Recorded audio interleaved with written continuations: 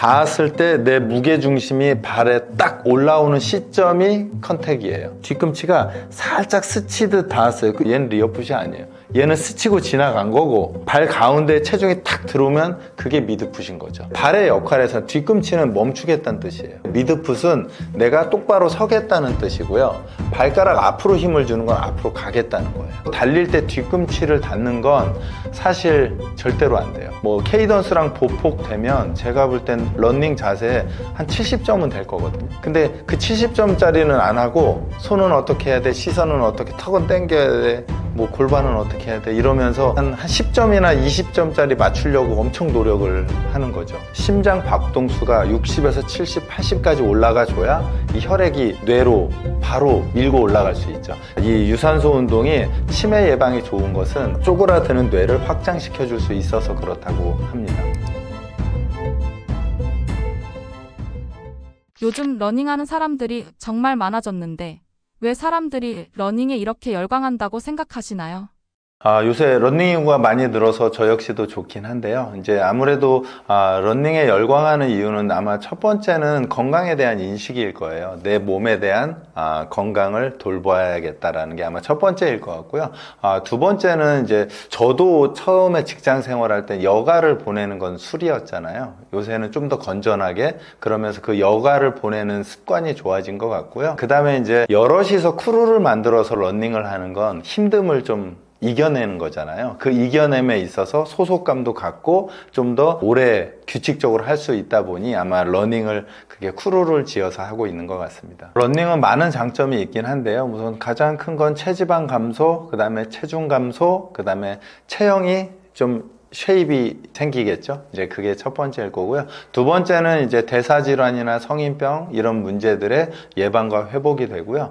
그 다음에 이제 아마도 제일 좋은 건 심혈관계 질환을 예방하거나 회복하는 데 있어 가장 좋은 역할을 하게 될 거고요. 그 다음에 이제 마지막으로는 이제 정신 멘탈적인 부분들이거든요. 요새 이제 뭐 우울증이나 뭐 이런 것들이 많은 분들이 있으시잖아요.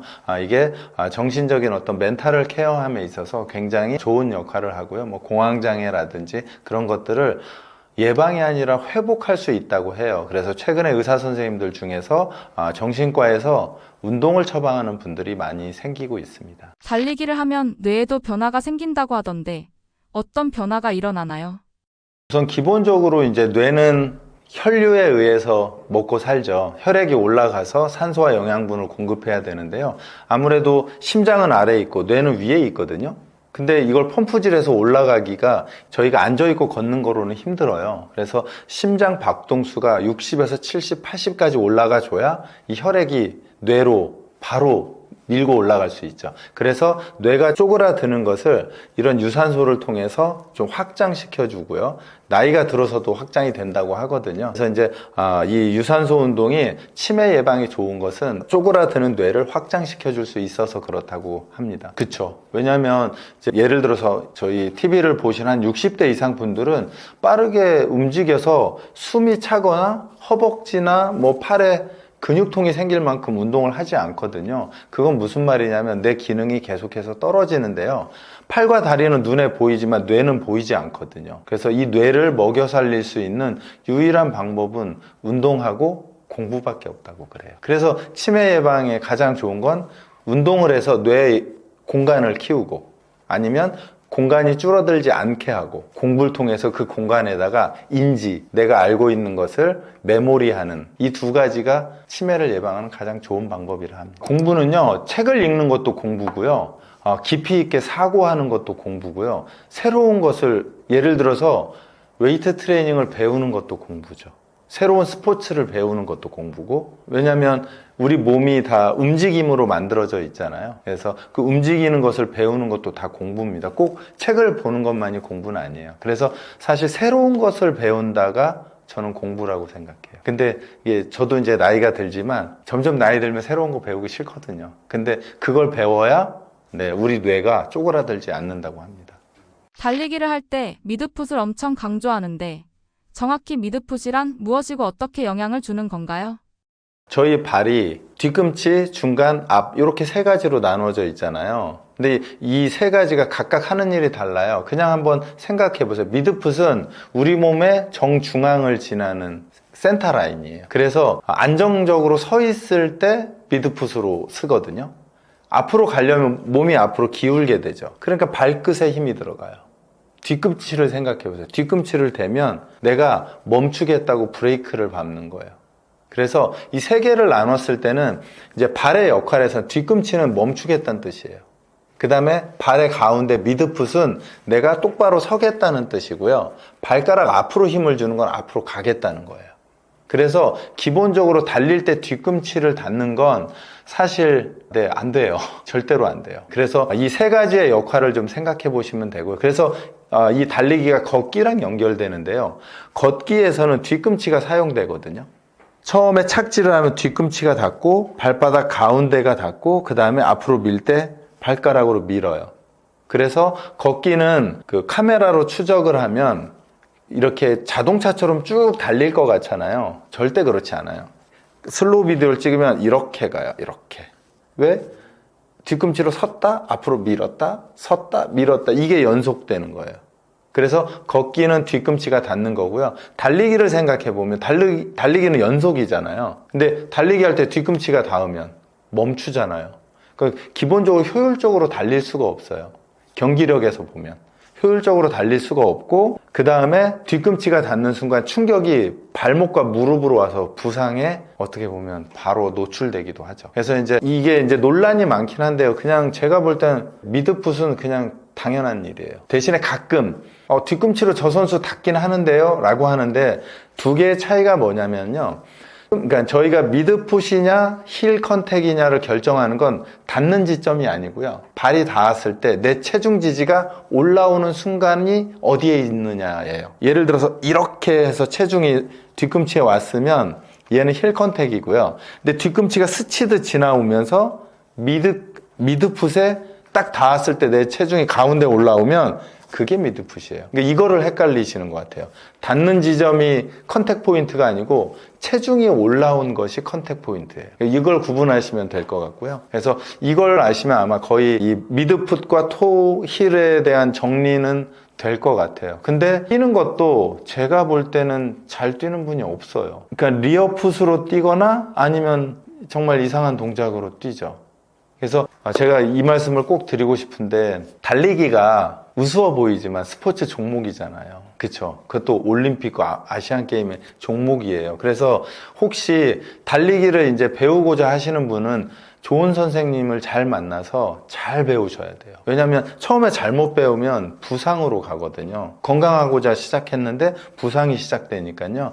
잘 배우셔야 돼요. 근데 일반 분들 중에 잘 뛰는 분이 별로 없어요. 그래서 러닝크루 좋긴 하지만 잘 뛰려면 되게 많은 노력이 필요해요. 정말 다들 이상하게 뛰어요. 왜냐하면 만약에 30대에 처음으로 러닝을 시작한다면 예를 들면 초등학교 때 좀 뛰고 중학교부터 공부한다고 앉아 있었잖아요. 한 20년을 안 뛰다가 뛰는 거예요. 근데 만약에 감독님이 20년 동안 예를 들어서 탁구 치다가 20년 동안 쉬었다가 다시 탁구를 치면 잘 치기 어렵죠. 왜냐면 까먹어 버리거든요. 그래서 조금 좋은 동작을 익히는 게 제가 볼 땐 필요합니다. 레슨을 받으면 좋긴 한데요. 저는 혹시 지금 핸드폰 가지고 계신 분은 메트로놈을 쳐보세요. 메트로놈을 치면 그게 그 음악할 때 똑딱 똑딱 소리거든요. 달리기를 하면 기본적으로 케이던스라고, 그러니까 1분당 내 발이 지면에 접촉하는 횟수거든요. 그 횟수가 가장 이상적인 건 170에서 180이에요. 근데 뒤꿈치로 컨택을 하는 분 또는 달릴 때 탄성이 없는 분들은 막 150 이렇게 뛰어요. 이렇게 되면 발이 지면에 접촉하는 시간이 길어지면서 관절에 충격이 가거든요. 그래서 제일 좋은 방법은 만약에 러닝을 하겠다라고 만약에 마음 먹으셨으면 지금 메트로놈을 다운 받으시고 그걸 180에다 맞춰서요. 똑딱 똑딱 얘가 이렇게 소리가 날 거예요. 그러면 그 발에 맞춰서 뒤꿈치를 대지 말고 계속 제자리에서 달리기를. 그래서 그 리듬으로 뛰는 거예요. 언제까지? 키로수는 정할 수가 없겠죠. 뛰다가 내가 힘들어서 못 뛰겠다 그럼 멈추시면 돼요. 왜냐하면 그 케이던스가 170에서 80이 60이나 150으로 떨어지면 내가 지쳤다는 증거거든요. 그래서 그 케이던스로 스스로 학습하시면 제가 볼 때는 그 어떤 좋은 선생님보다 좋은 동작을 만들 수 있을 겁니다. 네네, 아마도. 왜냐면 보통 러닝할 때 발라드를 듣진 않잖아요. 근데 빠른 그 댄스 음악을 들으면 그 비트가 빨라요. 그럼 내 몸도 그 비트로 같이 가게 되는 거죠. 그래서 저도 러닝을 하지만 이제 처음 제가 러닝을 가르치는 분한테는 그 메트로놈으로 해서 기억하라고 그래요. 170이면 따따따따따따따 이 정도 속도거든요. 그러면 생각보다 되게 빨라요. 네, 그래서 그렇게 뛰시면 뭐 예를 들어 발목, 무릎의 부상이 거의 없으실 거예요. 닿았을 때 내 무게 중심이 발에 딱 올라오는 시점이 컨택이에요. 닿는 게 아니고. 이렇게 될 수 있거든요. 뒤꿈치가 살짝 스치듯 닿았어요. 이거를 리어풋이라고 하는데 얘는 리어풋이 아니에요. 얘는 스치고 지나간 거고 발 가운데 체중이 탁 들어오면 그게 미드풋인 거죠. 근데 제가 다른 분들 이렇게 영상 봤는데 뒤꿈치가 닿았는데 저게 리어풋 아니에요? 아니요. 그건 스친 거고요. 저희는 무게중심이 올라온 위치가 어디냐가 더 중요한 거죠. 러닝할 때 잘못된 자세로 뛰면 다칠 수도 있다고 하던데 조심해야 할 자세나 주의할 점이 있을까요? 그리고 적당한 강도나 거리, 시간은 어느 정도가 좋을까요?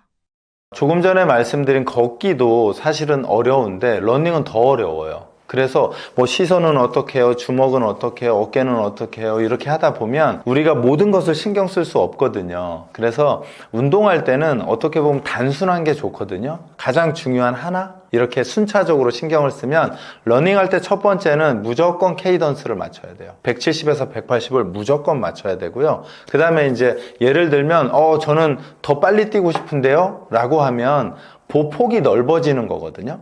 근데 보폭이 넓어진다는 것은 어떤 의미냐면요. 내 발목과 무릎과 고관절과 코어가 힘이 세면 멀리 뛸 수 있어요. 학창시절에 멀리 뛰기 잘하는 사람들 있죠. 힘센 사람들이에요. 멀리 뛰기 못하는 사람은 힘이 없는 거거든요. 힘이 없는 사람이 멀리 뛰려고 하면 뛰었다가 뒤로 넘어지죠. 달리기 똑같아요. 그래서 대체적으로 잘 못 달리는 분들이 욕심을 내면서 보폭을 넓히면서 리어풋이 되는 거예요. 그래서 우선 케이던스 맞추시고 보폭은 선수들이 대체적으로 1.5m까지 뛴다고 하거든요. 그거는 내가 근력이 생기면 보폭이 넓어지는 거죠.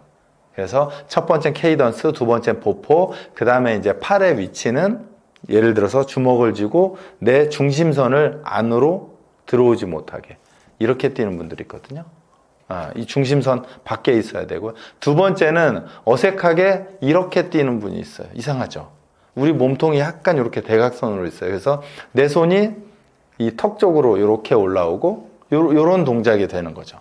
그래서 팔은 이렇게 하시면 되고 시선은 약간 전하방 그리고 발은 아까 말씀드린 대로 발바닥에 이 가운데에서 엄지발가락 쪽으로 보통 밀어내거든요. 컨택하고 밀어낼 땐 엄지발과 검지발 쪽으로 밀어냅니다. 그렇게 세 가지 정도 생각하시면 되고요. 근데 조금 전에 말씀드린 대로 1번이 되면 2번, 2번이 되면 3번 이렇게 하셔야 돼요. 왜냐하면 제가 볼 땐 이 중요 순서만 지키면 나머지가 자동적으로 잘 만들어질 가능성이 높거든요. 그래서 때로는 너무 정보가 많아서 문제인 것 같아요. 왜냐하면 뭐 케이던스랑 보폭 되면 제가 볼 땐 러닝 자세에 한 70점은 될 거거든요. 근데 그 70점짜리는 안 하고 손은 어떻게 해야 돼? 시선은 어떻게, 턱은 당겨야 돼?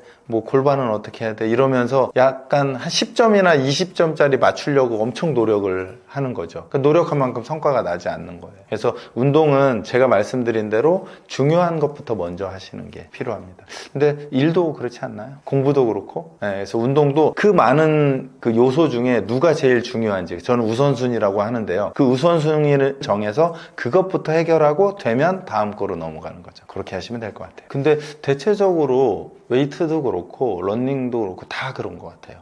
처음에 꼼꼼하게 본다고 디테일을 챙기는데 그러니까 골격이 안 되어 있는 상태에서 디테일 챙기면 제가 약간 잘 모르지만 건축에 비교하거든요. 골조도 안 세우고 인테리어부터 갖다 붙이는 거죠. 이게 무슨 집인지. 러닝머신에서 뛰어도 괜찮을까요? 야외 러닝과 어떤 차이점이 있을까요? 우선 러닝머신하고 이제 야외는 근본적으로 다르거든요. 왜냐하면 트레이드밀은 벨트가 돌아가기 때문에 내 몸을 위로만 이렇게 올려놓으면 돼요. 그럼 벨트가 돌아가는 거죠. 약간 줄넘기 하는 거랑 똑같아요. 줄넘기를 계속 하는 거예요, 사실은. 러닝머신에서는.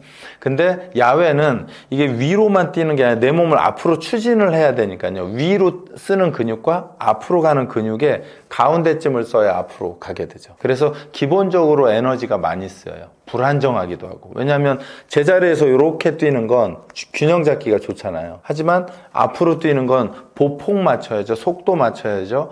맞출 게 많아지거든요. 그래서 기본적으로 야외가 훨씬 어렵습니다. 그래서 만약에 러닝을 하신다면 아주 궂은 날씨 아니면 경치도 볼 겸 야외를 추천드리고요. 트레이드밀은 밖에 날씨가 안 좋아서 어쩔 수 없어서 만든 거거든요. 근데 좋은데 굳이 안에서 뛰는 건 좀 별로인 것 같고요. 그 다음에 이제 러닝 하니까 이제 그런 얘기 많이 나오는데 밖에 매연도 많고 막 이런데 그럼 실내가 더 좋지 않나요? 하는데요. 제가 미국이나 유럽, 영국이나 파리 가면요. 도시 한복판에서 그 매연을 맞고 뛰어요. 그래서 이제 그런 얘기 있었거든요. 저 매연을 맞고 밖에서 뛰는 게 좋은지, 예를 들어서 실내에서 먼지를 맞고 뛰는지 아마 큰 차이 없을 거다. 오히려 뛴다는 자체가 그 나머지 것들을 다 눌러주기 때문에 그들이 뛰지 않을까라고 생각이 돼요. 그래서 가능하면 저는 아주 초미세먼지가 너무 심각할 때 뭐 그럴 때 빼고는 저는 야외를 추천드립니다.